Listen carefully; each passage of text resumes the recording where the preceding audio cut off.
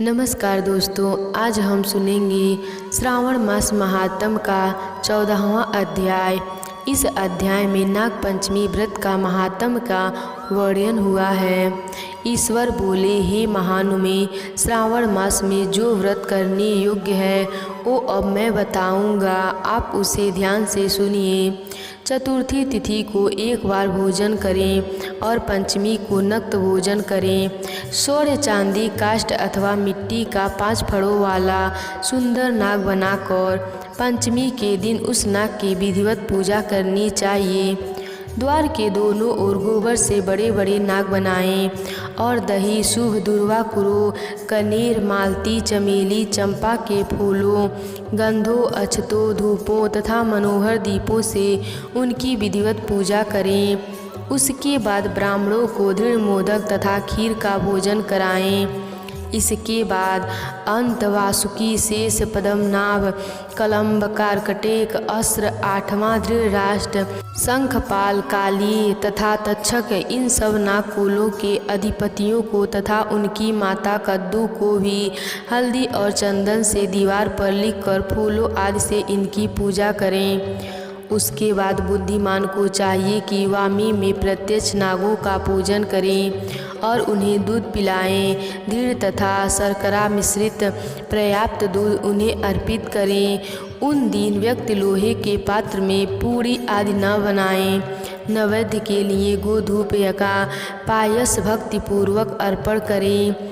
भुने हुए चाने, धान का लावा तथा जौ सर्प को अर्पित करना चाहिए और स्वयं भी उन्हें ग्रहण करना चाहिए। बच्चों को भी यही खिलाना चाहिए, इससे उनके दांत मजबूत होते हैं। सांप की बाम्बी के पास श्रृंगार युक्त स्त्रियां को गायन तथा वादन करना चाहिए और इस दिन को उत्सव की तरह मनाना चाहिए। इस विधि से व्रत करने पर सर्प से कभी भी भय नहीं होता है। हे विप्र, मैं लोगों के हित की कामना से आपसे कुछ और भी कहूँगा। हे महामुने, आप उन्हें सुने।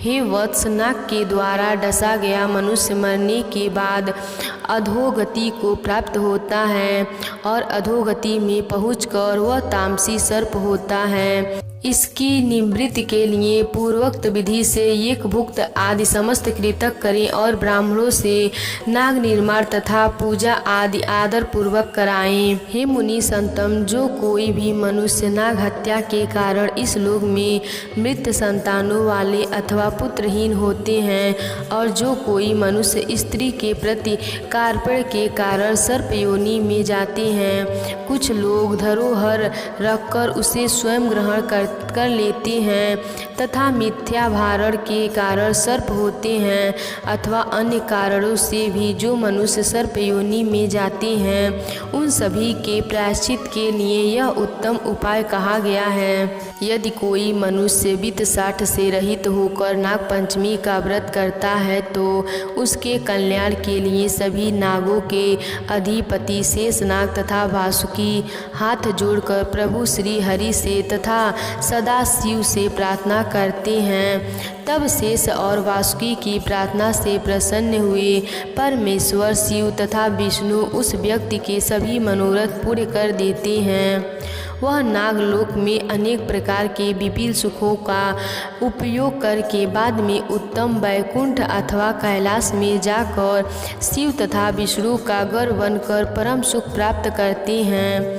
हे वत्स, मैंने आपसे नागों के इस पंचमी व्रत का वर्णन कर दिया। इसके बाद अब आप अन्य कौन सा व्रत सुनना चाहते हैं उसे बताएं। हमारी आज की महात्म यहीं पर समाप्त होती है। धन्यवाद।